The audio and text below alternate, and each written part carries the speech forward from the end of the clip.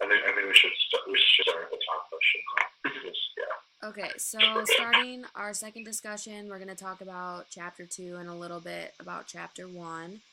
So the first question is considering this new economic reality in sport business and the fact that fewer people are attending sport events, what can we do to overcome the issue?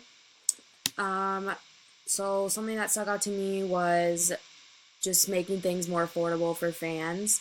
So, like discounts, reward programs, payment plans. Um, so, not having to pay the initial price up front will allow like lower income families or even like college students to afford the game up front and then just having to worry about the rest of the payments later. Um, and then Carl had something to say about like Timberwolves games. Yeah.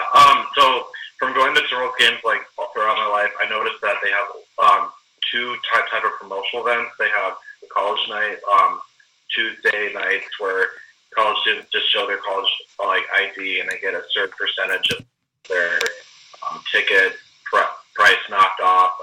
That ticket also that discount includes like a beer, a Pepsi, and chip and a hot dog. They also have women's night, so ladies get like a glass of champagne or wine, and then some food package as well. But I think that it would benefit the bigger fan base, fans that can't afford game prices as much if they had more like targeted nights that would like speak for them. So like I can think of some ideas like maybe like a public school night where public school students would just show their like public school ID and they could get a percentage discount, like 15, 20, 25%. I'm not sure how for the pro teams would do those kind of discounts, but I think something like that could like really benefit the fans that can't afford the ticket price as much because I think that can bring those fans that can't afford those tickets as much and be like, well, okay, well, we're food are included and we can watch the game as well. So to me, having more of those promotional events would bring more fan exposure and keep those fans deep. So yeah. So to go off of what Carl says, I think like the greater Minnesota pro organizations can reach out to groups and companies. So like the YMCA. The YMCA always has a youth program. So you could call the YMCA, say, hey, you want to bring like 100 some odd kids here and we'll shoot you this price to bring these kids here. And like, they can go to the game, they can get some concessions, or if you really want to make money, you can reach out on all. They have like a Twin Cities, like a place of operations, and you can just reach out to them and we want your company and people to come to the T-Wolves game, and we'll shoot you this price for these many things. I think it's about making a good environment, and these organizations can make it's cheaper, but I think that's not all I have.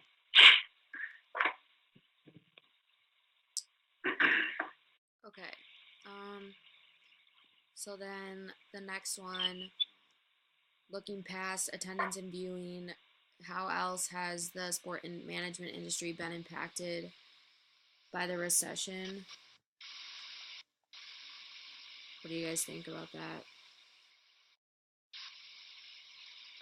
just from like stuff that I noticed that purely just I think maybe sometimes it could relate to like people just lose of the recession, but also I think that since ticket prices are so high, like for me, like when I went to the game just by myself, it was $26 just for me alone. So I think it also has to deal with how much people are making, like how their annual income is coming out as well too. Like I think that's just kind of frustrating because I wish that I could go to the game every week that the Timberwolves had a home game, but unfortunately, like I have a part time job at Buffalo Wild Wings and I don't make that much money. So I think that that's just kind of my perspective as a college student, that I just don't make enough money to fuel that desire and need of going to a game every so often. That's just my experience. Yeah, and pretty much, in my opinion, it's just if people aren't going to games after their session, well, okay, say you got 5 people in ticket sales, and as many people aren't coming, well, maybe you slash 2 of those people's jobs because not as many people are coming, so you don't need 5 people in ticket sales. You only need 3 anymore. Yeah. So it affects families, and it's sad, but at the end of the day, I guess that's how it goes. If the demand for like games is low, then there's not going to be enough like income to go around to give to those families that really need it.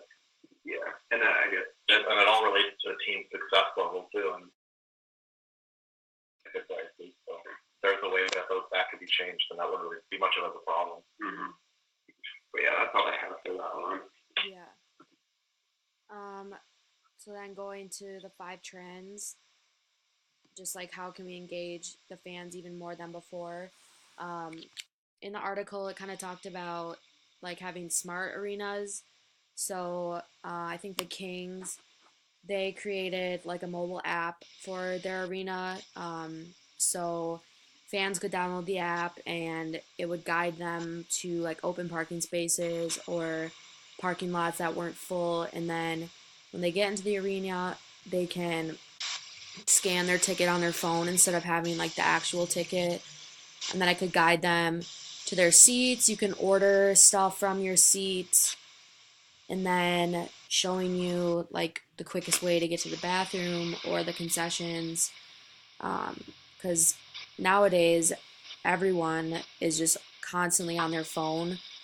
Even though they're at a sporting event, they're still going to look at their phone throughout the game. And I think that's a good way to keep them engaged, like letting them know at halftime if there's going to be like a show or like a giveaway, just giving them like a heads up of what's to come. I think that would keep fans engaged for sure. Yeah. I think a good idea would be to include more virtual reality opportunities for teams.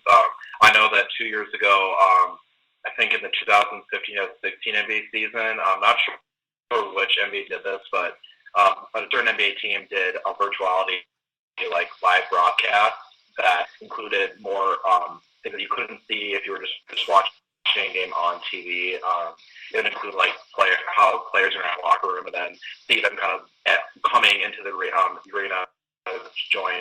I think that'd be good more opportunity, because I know that's something that's frustrating for me when I can try to live stream the game through the internet connection. I don't know if I do now, like can't watch it on TV, don't have cable, or I just I'm too far away to drive to the game to see the game. So I think we included more virtual reality opportunities, then fans can not only have an enhanced experience to just watching it, able to kind of see how the players kind of warm up and how kind of behind the scenes how things go. I think that could just lead to more fan engagement, because I know that would help me when I can't watch games on TV far away to drive to see the game in person and stuff, and fan engagement across the board. That's what I think. Yeah, and going on with what Carl said, I think we can reach another kind of globalization. They're playing games in Mexico City. The Kings owner is from India, and he's trying to connect people from India to the Kings organization.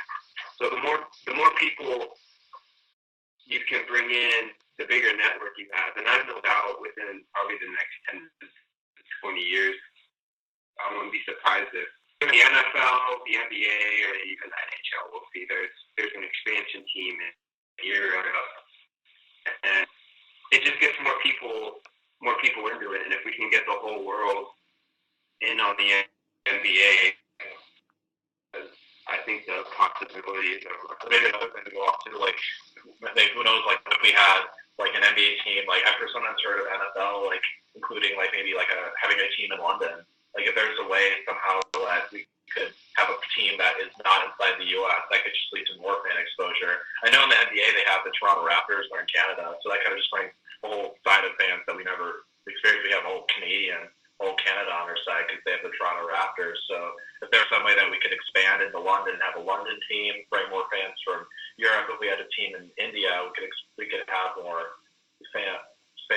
India. So I just think that would help a lot. But I mean, you would have to factor in like how expensive that would be from teams to travel all the way from India to the U.S. And then fans going to the U.S. But I think that could something that could possibly work out in the future. Yeah. Other than that. And I think like to engage the fans like all over the world, like I know YouTube, like people from the United States or whatever, they post like highlights from the games that you can watch. Like I know I've watched them before. They're like 10 to 15 minutes long, and it just shows pretty much the whole game, like on a highlight reel. And that like keeps fans engaged, especially from like a national standpoint. Yeah.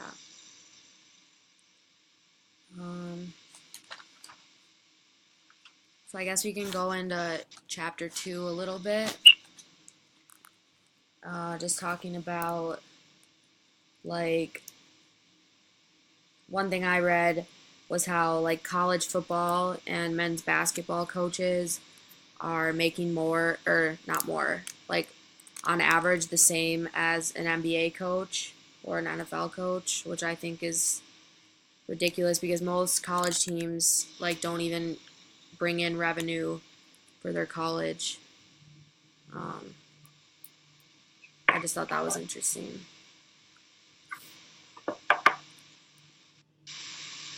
Do you guys have any opinions on that? Oh yeah, I mean, I mean, when I see like that the fact that Nick Saban and the men's coach for Alabama football, the fact that he makes more money than the dean of students or the president of the university, I think that's just a huge thing. Like, I don't think that's really fair. And I also noticed that like people like to just Mike Krzyzewski, the coach for the men's Duke men's basketball team, makes like $10.5 million a year. I mean that university brings in a lot of money, but I just think it's totally unfair that women coaches just don't have many opportunities to like. I just think there should be a set salary balance for men and women. But again, I don't think people would really like that because people would say, oh, men's sports brings more money, men's sports brings more exposure, women don't do as much. Like, I mean, that's not my opinion, but that's just sometimes the opinion that I hear across the board. But I think there should be like for Division I sports, men and women coaches, there should be like a set salary. But I don't know if that would fly with a lot of people. But I think that would try to help. At least, yeah. My biggest thing is the facilities arms race. Like Clemson 2 years ago built a brand new football complex. I know the University of Iowa just did it back in 2015, and they're really nice complexes, but at the same time, like it's just an arms race. It never stops. There's no end to it. Like Jimbo Fisher left Florida State. He was the head football coach there. He went to Texas A&M because Florida State pretty much told him, we're not building any more facilities. And Jimbo thought, we're behind and we're not going to be able to recruit any more talent here, so he just left. So that just shows it never stops, and every year the facilities cost more to build, and it really hits me like, where's this money coming from? And I feel like it's gotten to the point where the students that go there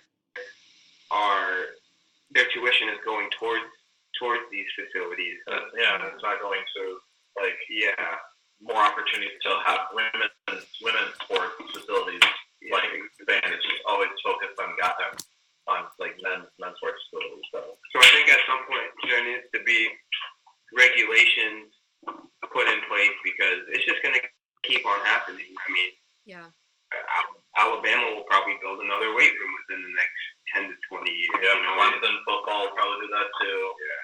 All right, this is going to stop recording soon. Yeah. I mean, other than that, we could keep talking for a while, but